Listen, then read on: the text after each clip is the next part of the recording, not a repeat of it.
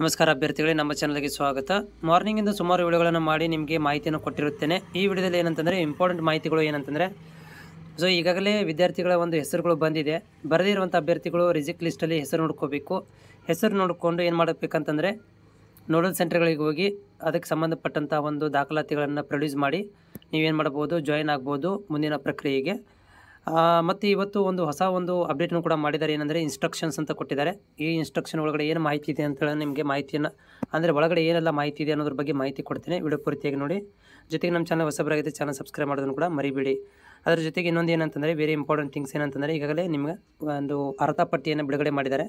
So ಅರ್ಧಪಟ್ಟಿಯನ್ನು ನೋಡಿಕೊಂಡು ನೀವು document verification ಹೋಗಬೇಕು. ಟೈಮಿಂಗ್ ನೋಡಿ, ಇಲ್ಲಿ ಇಂಪಾರ್ಟೆಂಟ್ ಅಂತಂದರೆ ನೀವು 9 ಗಂಟೆಗೆ ಆ್ಯಸ್ ಯೂಶ್ವಲ್ ಆಗಿ ಏನಾಗುತ್ತೆ ಅಂದರೆ ಆಫಿಷಿಯಲ್ ಟೈಮಿಂಗ್ ಇರುತ್ತೆ. ನೀವು 9 ಗಂಟೆಗೆ ಅಂದರೆ ಅವರು ಮೆನ್ಷನ್ ಮಾಡಿಲ್ಲ, ಆದರೆ ನೀವು ಏನು ಮಾಡಿ ಅಂತಂದರೆ 8:30ರಿಂದ 9 ಗಂಟೆ ತನಕ ನೀವು ಹೋಗಿ ಅಲ್ಲಿ ವೇಟ್ ಮಾಡಬೇಕು ಡಾಕ್ಯುಮೆಂಟ್ ವೆರಿಫಿಕೇಷನ್ಗೆ.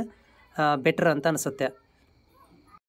ಅಭ್ಯರ್ಥಿಗಳು ನೋಡಿ, ಇಲ್ಲಿ ಇಂಪಾರ್ಟೆಂಟ್ ಥಿಂಗ್ಸ್ ಏನಂತಂದರೆ, ಇಲ್ಲಿ 1:2 ಒಳಗಡೆ ಪರಿಶೀಲನಾ ಪಟ್ಟಿಯನ್ನು ಬಿಡುಗಡೆ ಮಾಡಿದ್ದಾರೆ. ಈ ಒಂದು ಪರಿಶೀಲನಾ ಪಟ್ಟಿಯ ಪ್ರಕಾರ 1ನೇ ಪಾಯಿಂಟ್ ಏನು ಹೇಳುತ್ತೆ ಅಂತಂದರೆ, ನಾವು ಮೆರಿಟ್ ಕಮ್ ರೋಸ್ಟರ್ ಅನ್ವಯ ಅರ್ಹತಾ ಅಭ್ಯರ್ಥಿಗಳ ಪರಿಶೀಲನಾ ಪಟ್ಟಿಯನ್ನು ವೆಬ್ಸೈಟಲ್ಲಿ ಪ್ರಕಟಿಸಲಾಗಿದೆ. ಅಂದರೆ ಈಗ ನಿಮ್ಮ ಕಾಸ್ಟ್ ಮತ್ತು ನಿಮ್ಮ ಪರ್ಸೆಂಟೇಜ್ ಆಧಾರ ಮೇಲೆ 1:2 ಒಳಗಡೆ ಅನುಪಾತದಲ್ಲಿ ನಾವು ಏನು ಮಾಡಿದ್ದೀವಿ, ಅರ್ಹತಾ ಪಟ್ಟಿಯನ್ನು ಬಿಡುಗಡೆ ಮಾಡಿದ್ದೀವಿ ಅಂತ ಹೇಳ್ತಾ ಇದ್ದಾರೆ. 2ನೇ ಪಾಯಿಂಟಲ್ಲಿ ಏನು ಮಾಡಿದ್ದಾರೆ ಅಂದರೆ, 1:2 ಮೆರಿಟ್ ಕಮ್ ರೋಸ್ಟರ್ ಅನ್ವಯ ಪರಿಶೀಲನಾ ಪಟ್ಟಿಯನ್ನು ಅಭ್ಯರ್ಥಿ ಮೂಲ ದಾಖಲಾತಿಗಳಿಗೆ ನೋಡಲ್ ಕೇಂದ್ರಗಳಿಗೆ ಹಾಜರಾಗಲು ಅಭ್ಯರ್ಥಿಗಳು ಅರ್ಹರಿರುತ್ತಾರೆ. ಅಂದರೆ ಈಗಾಗಲೇ ಬಿಟ್ಟಿರುವಂತಹ ಲಿಸ್ಟ್ ಏನಿದೆ ಅದರಲ್ಲಿ ಮಾತ್ರ ಅಭ್ಯರ್ಥಿಗಳು ಈ ಒಂದು ಡಾಕ್ಯುಮೆಂಟ್ ವೆರಿಫಿಕೇಷನ್ಗೆ ನೋಡಲ್ ಸೆಂಟರ್ಗಳಿಗೆ ಹಾಜರಾಗಬೇಕು ಅಂತ ಹೇಳಿದ್ದಾರೆ. 3ನೇ ಪಾಯಿಂಟಲ್ಲಿ ಅಭ್ಯರ್ಥಿಗಳು ಪರಿಶೀಲನಾ ಪಟ್ಟಿಯಲ್ಲಿ ನಮೂದಿಸಿದ ದಿನಾಂಕ ಮತ್ತು ಕೇಂದ್ರಗಳಿಗೆ ಹೋಗಿ ಪ್ರಮಾಣ ಪತ್ರಗಳನ್ನು ತೊಗೊಂಡು ಹೋಗಿ ಕಡ್ಡಾಯವಾಗಿ ಹಾಜರಾಗಬೇಕು ಅಂತ ಕೂಡ ಹೇಳಿದ್ದಾರೆ. ಆಮೇಲೆ 4ನೇ ಪಾಯಿಂಟ್ ಏನು ಹೇಳ್ತೆ ಅಂತಂದರೆ, ಎಲ್ಲ ಮೂಲ ದಾಖಲಾತಿಗಳ ಒಂದು ಸೆಟ್ ಜೆರಾಕ್ಸ್ ಮತ್ತು ಚೆಕ್ಲಿಸ್ಟ್ 2 ಜೆರಾಕ್ಸ್ ಪ್ರತಿಗಳನ್ನು ತಮ್ಮೊಂದಿಗೆ ತೆಗೆದುಕೊಂಡು ಹೋಗಬೇಕು. ಅಂದರೆ ಅನಗ್ಜರಿ 6 ತೊಗೊಂಡು ಹೋಗ್ಬೇಕಾದ್ರೆ 2 ಅನಗ್ಜರಿ 6 ನೀವು 2 ತೊಗೊಂಡು ಹೋಗಬೇಕು.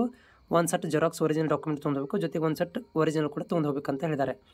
ಆಮೇಲೆ ಆಯಾ ಮೀಸಲಾತಿ ಗುಂಪಿನ ಪ್ರಕಟವಾಗುವಂಥ ಅರ್ಹ ಅಭ್ಯರ್ಥಿಗಳು CAC ಸಂಪರ್ಕಿಸಬೇಕು. ಅಂದರೆ ನೀವು ಅಭ್ಯರ್ಥಿಗಳು ಅಂಕಕ್ಕಿಂತ ಹೆಚ್ಚುವರಿ ಅಂಕಗಳನ್ನು ಹೊಂದಿದ್ದಲ್ಲಿ, ಓಕೆ, ಅಂದರೆ ನೀವು ಪ್ರಕಟಿಸಿದ ಅಂಕಕ್ಕಿಂತ ಹೆಚ್ಚುವರಿ ಅಂದರೆ ನೀವು ಏನಾದರೂ ಎಡಿಟ್ ಮಾಡ್ಕೋಬೇಕಂತೂ, ಅಥವಾ ನೀವೇನಾದರೂ ಹೆಚ್ಚು ಕಡಿಮೆ ಆಗಿತ್ತು ನೀವು ಇದನ್ನು ಮಾಡಿದಾಗ ಡಾಕ್ಯುಮೆಂಟ್ ಇದನ್ನು ನೀವು ಆನ್ಲೈನ್ ಅಪ್ಲಿಕೇಶನ್ ಹಾಕಬೇಕಾದಾಗ ಏನಾದರೂ ತಪ್ಪುಗಳಾದಲ್ಲಿ ಅದಕ್ಕೆ ನೀವೇನು ಮಾಡಬೇಕು, ಈ ನಂಬರಿಗೆ ಕಾಂಟ್ಯಾಕ್ಟ್ ಮಾಡಿರಿ ಅಂತ ಹೇಳಿದ್ದಾರೆ. ಆಮೇಲೆ ತಿರಸ್ಕೃತ ಅಭ್ಯರ್ಥಿಗಳು ಏನು ಮಾಡಬೇಕಂತಂದ್ರೆ, ಅಂದರೆ ಇವಾಗ ರಿಜೆಕ್ಟ್ ಆಗಿರುವಂಥ ಅಭ್ಯರ್ಥಿಗಳು ನಿಗದಿತ ದಿನಾಂಕದಂದು ಪರಿಶೀಲನೆಗೆ ಅರ್ಜಿಯಲ್ಲಿ ಆಯ್ಕೆ ಮಾಡಿಕೊಂಡ ನೋಡಲ್ ಸೆಂಟರ್ಗಳಿಗೆ ಸಲ್ಲಿಸುವುದು.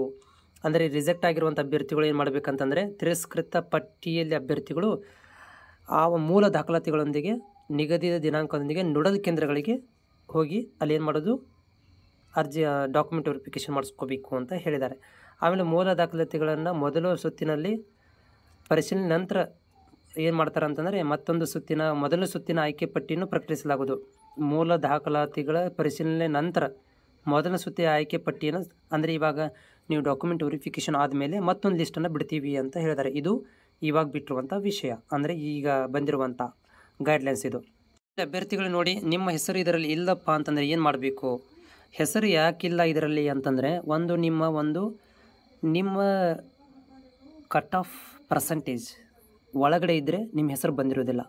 ಉದಾಹರಣೆಗೆ ಇಲ್ಲಿ ತಿಳ್ಕೊಳ್ಳೋಣ. ಇದೊಂದು ವಿದ್ಯಾರ್ಥಿಗಳನ್ನ ತೋರಿಸ್ತೀನಿ. ಇವಾಗ ಕಟ್ ಆಫ್ ಪರ್ಸೆಂಟೇಜ್ ಆರ್ಟ್ಸ್ನವ್ರದ್ದು ನೀವೇನಾದರೂ ಇಲ್ಲಿ ನೋಡ್ಬೋದು. ನಿಮ್ಮ ಹೆಸರು ಯಾಕೆ ಬಂದಿಲ್ಲ ಅಂತಂದರೆ, ನೀವು ಏನಾದರೂ ಇಲ್ಲಿ ಫಾರ್ ಎಕ್ಸಾಂಪಲ್ 2A ಕೆಟಗರಿಯವರಾಗಿದ್ದಿರಿ, ಓಕೆ. ಸೊ ನಿಮ್ಮ ಪರ್ಸೆಂಟೇಜ್ ಏನಾದರೂ ಇಲ್ಲಿ ಫಿಮೇಲ್ ಒಳಗಡೆ ಇಲ್ಲಿ 60 ಆಗಿತ್ತು ಪರ್ಸೆಂಟೇಜು, ಅಂದರೆ ಬರೋಂಗಿಲ್ಲ. ನೋಡಿ, ಇಲ್ಲಿ 2A ಒಳಗಡೆ 63 ಕಟ್ ಆಫ್ ಆಗಿದೆ, ಹೌದಾ. ನಿಮ್ಮದು ಪರ್ಸೆಂಟೇಜ್ 60 ಇತ್ತು, ನಿಮ್ಮ ಹೆಸರು ಬರೋದಿಲ್ಲ, ಓಕೆನಾ. ಹೀಗಾಗಿ ಹೆಸರು ಬರದೇ ಇರೋರು ಪ್ರಾಬ್ಲಮ್ ಏನು ಅಂತ ಕೇಳಿದಾಗ, ಈ ಒಂದು ಕಟ್ ಆಫ್ ಲಿಸ್ಟ್ ಒಳಗಡೆ ಏನಾದರೂ ನಿಮ್ಮ ಪರ್ಸೆಂಟೇಜ್ ಕಡಿಮೆ ಇದ್ದರೆ, ಓಕೆ, ಉದಾಹರಣೆಗೆ ಫಿಮೇಲ್ ಒಳಗಡೆ 2Bಯಲ್ಲಿ ನಿಮ್ದು ಏನಾದರೂ 65 ಆಗಿತ್ತು, ಬಟ್ ಇಲ್ಲಿ ಕಟ್ ಆಫ್ ಆಗಿರೋದು 67ಕ್ಕೆ. ಈ ರೀತಿ ಆಗಿದ್ದರೆ ನಿಮ್ಮದು ಹೆಸರು ಬರೋದಿಲ್ಲ. ಇದನ್ನು ನೀವು ನೋಡ್ಕೊಳ್ರಿ. ಆಮೇಲೆ ಅಭ್ಯರ್ಥಿಗಳು ನಿಮ್ಮ ನೋಡಲ್ ನಾಳೆಯಿಂದ ಸ್ಟಾರ್ಟ್ ಆಗ್ತಾ ಇದೆ. ಸೊ ನಾಳೆ ನೀವು ಇಲ್ಲಿ ನಿಮ್ಮ ಕೊಟ್ಟಿರುವಂಥ ಹೆಸರುಗಳಿಗೆ ಇಲ್ಲಿ ಏನು ಹೆಸರು ಕೊಟ್ಟಿದ್ದಾರೆ, ಓಕೆ. ಸೊ ಆ ಕೊಟ್ಟಿರುವಂಥ ಹೆಸರುಗಳಿಗೆ ನೀವು ಹೋಗಬೇಕಾಗತ್ತೆ. ಉದಾಹರಣೆಗೆ ಇಲ್ಲಿ ತೋರಿಸ್ತಾ ಇದ್ದೀನಿ. ಸೊ ಇಲ್ಲಿ ನಿಮ್ಮ ಹೆಸರಿದೆ, ನಿಮ್ಮ ಡೇಟ್ ಇದೆ, ನೀವು ಯಾವ ನೋಡಲ್ ಸೆಂಟ್ರಿಗೆ ಹೋಗ್ಬೇಕು ಅನ್ನೋದನ್ನು ಕೂಡ ಇಲ್ಲಿ ಕೊಟ್ಟಿದ್ದಾರೆ, ವೆರಿಫಿಕೇಷನ್ ಸೆಂಟರ್. ಆ ವೆರಿಫಿಕೇಷನ್ ಸೆಂಟ್ರಿಗೆ ನೀವು ಹೋಗಬೇಕಾಗತ್ತೆ. ಓಕೆನಾ. ಆಮೇಲೆ ಡೇಟು ಕೂಡ ಕೊಟ್ಟಿದ್ದಾರೆ, ಡೇಟು ಮತ್ತು ಸೆಂಟರ್ಗಳನ್ನು ಕೊಟ್ಟಿದ್ದಾರೆ. ಆ ಒಂದು ಸೆಂಟರ್ಗಳಿಗೆ ಹೋಗಿ ನೀವು ನಾಳೆಯಿಂದ ವೆರಿಫಿಕೇಷನ್ ಮಾಡಿಸ್ಕೋಬೇಕು. ಯಾವೆಲ್ಲ ಡಾಕ್ಯುಮೆಂಟ್ ಬೇಕು ಅನ್ನೋದನ್ನು ಕೂಡ ನಾನು ಆಲ್ರೆಡಿ ಅಪ್ಡೇಟ್ ಮಾಡಿದ್ದೇನೆ, ವಿಡಿಯೋ ಕೂಡ ಹಾಕಿದ್ದೇನೆ, ನೋಡಿಕೊಳ್ಳಿ.